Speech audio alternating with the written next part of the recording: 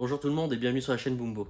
Je vais vous faire une vidéo extra courte aujourd'hui, mais ça pourra aider beaucoup de personnes, je pense, parce qu'il y a beaucoup de personnes qui ont ce genre de moto. C'est comment caler une chaîne de distribution sur un Yamaha 250 YZF de 2018.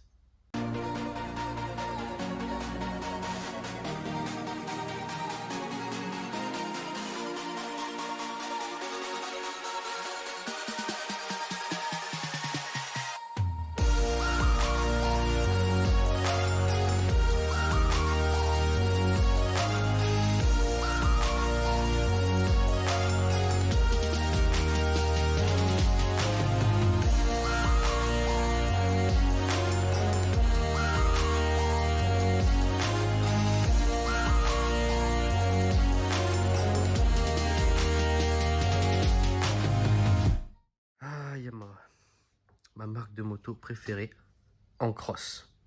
J'ai quelqu'un qui m'a emmené cette moto, qui avait le moteur éclaté, il fallait regarder ce qu'il y avait, etc. etc. J'ai tout démonté, là je suis en train de tout remonter. Maintenant que je suis en train de remonter ça, je suis arrivé enfin à un point stratégique, c'est la chaîne de distribution. Et je vais vous montrer comment rapidement on cale une chaîne de distribution. Il n'y a rien de compliqué, il faut juste se concentrer. Alors pour commencer, nous voici devant le carter d'allumage. On enlève le gros capuchon qui est ici, ainsi que celui-ci, donc deux petites vis quoi. On fait tourner donc cette vis du vilebrequin dans le sens inverse des aiguilles d'une montre. On voit bien que sur le carter ici, il y a un repère. Et bien nous, on va faire tourner, ce qui va faire tourner le moteur, hein, tourner la vis ici pour faire tourner le rotor d'allumage à l'arrière.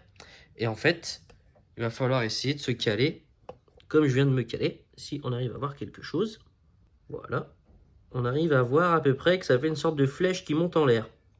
Et bien en fait, cette flèche, il faut qu'elle soit alignée au repère du carter, tout simplement. Une fois que vous avez fait ça, ça veut dire que vous êtes au point mort haut. Ça veut dire qu'en fait, le piston, il est au plus haut possible. Donc, il est dans la phase de compression, tout simplement, avant de redescendre. C'est la phase où toutes les soupapes sont fermées.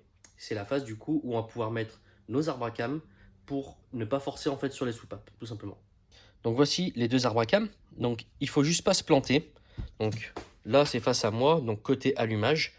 Le côté, enfin, je veux dire, l'arbre à cam qui a le compresseur, ou le décompresseur, comme vous voulez, il se met à droite, côté échappement. Tandis que l'autre, il sera côté admission. Alors attention, c'est une injection, donc c'est inversé. C'est-à-dire que l'échappement, il n'est pas à gauche, il ne sort pas ici, il sort par ici. Alors que l'admission est de ce côté, puisque c'est une injection celle-ci. Attention à vous, hein. Faites pas les cons. Donc comme je l'ai dit, celui-ci, il va venir sur la gauche. On voit qu'ici, il y a 2 points et qu'ici, il y a 1 point. Ce point-là, ça va être notre repère pour l'aligner à ce plan de joint ici. Donc ça s'appelle le plan de joint. Donc en clair, quand on va le mettre, avec la chaîne bien évidemment, hop, il faudra qu'il soit comme ça. Et l'autre, il a exactement les mêmes marques, sauf que du coup, le point sera à droite, donc les 2 points en haut, le point sera à droite et aligné avec celui-ci. Donc là, je vais essayer de vous filmer comment on met la chaîne que je vous conseille d'attacher, bien évidemment, avant de faire tourner votre moteur. Je vais vous montrer comment on fait, mais bon, avec les mains devant, je pense pas que vous allez voir grand-chose. J'enlève ma chaîne. Alors faites gaffe, si vous n'avez pas un aimant, eh ben, ça risque d'être très très chiant pour vous si vous faites tomber la chaîne. Je vous conseille vraiment d'avoir un aimant, c'est primordial. Donc tout d'abord, on regarde déjà par-dessus, donc moi c'est bon, j'ai regardé déjà, que notre chaîne est bien tendue en dessous, c'est-à-dire qu'elle est bien dans l'écran de la roue dentée du vilebrequin. Si c'est pas le cas, vaut mieux tourner un petit peu à gauche à droite, sentir qu'on est cranté, et là c'est bon. Donc je vais regarder où est mon repère. Mon repère il est là.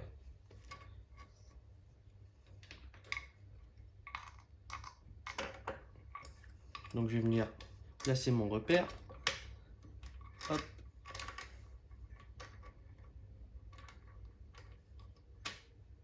Et voilà. Et maintenant on va mettre le deuxième. Donc pareil, on regarde à peu près où est notre point, et on va venir le placer à peu près au plan de joint. Quand je dis à peu près, c'est juste avant de mettre la chaîne. Bon bah là je viens de finir, c'est ce qui me semblait, on voit rien sur la vidéo. Donc du coup bah, j'ai juste eu à mettre le deuxième en fait. Donc on voit bien que là je suis aligné avec mon point ici, et que là je suis aligné avec mon point ici. Maintenant, ce qui va rester à faire, c'est mettre le tendeur de chaîne à l'intérieur. Alors comment ça fonctionne un tendeur de chaîne? Alors, on a en fait cette partie plate qui va venir contre la glissière de la chaîne, le patin de chaîne comme vous voulez. Et à l'intérieur, donc on ne le voit pas trop, mais en fait, il y a un embout plat.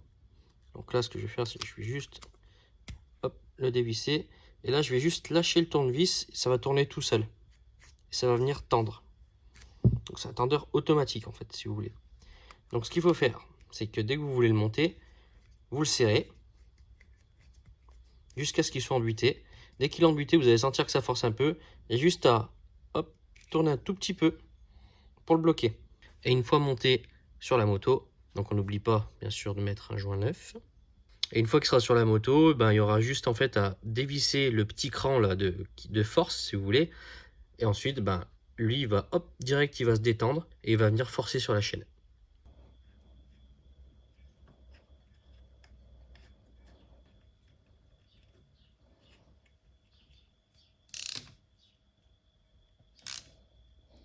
Maintenant qu'on a vissé le tendeur de chaîne, on va mettre ce qui va tenir en fait les arbres à cam, donc les supports d'arbres à cam, support palier d'arbres à cam, il y a plein de noms.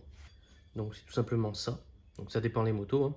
Et là on voit bien qu'il y a une gorge spécifique. C'est pour mettre un clips ou une demi-lune. Il y en a qui appellent ça demi-lune, mais sur le manuel technique, bah, en fait ça s'appelle clips.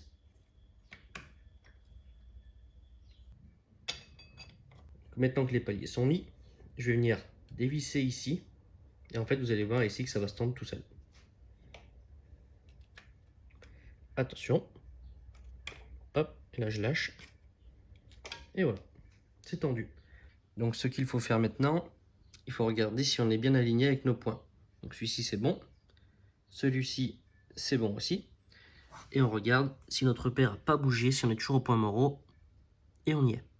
Maintenant il ne vous reste plus qu'à mettre votre clé sur l'allumage et vous faites des tours moteurs. Donc une fois que vous avez fait 5 tours moteurs, comme ça vous êtes certain, au bout de 5 tours de moteur, s'il n'y a rien qui est venu coincer quelque part ou qu'il n'y a pas eu de bruit suspect, c'est que votre distribution elle est calée. Mais si vous êtes sur ces points là, de toute façon, c'est inratable. Bon bah voilà, j'espère que maintenant vous savez faire une distribution sur un 2.5 YZF de 2018. Et j'espère surtout que ça vous aura aidé. Allez, je vous dis à la prochaine. Ciao.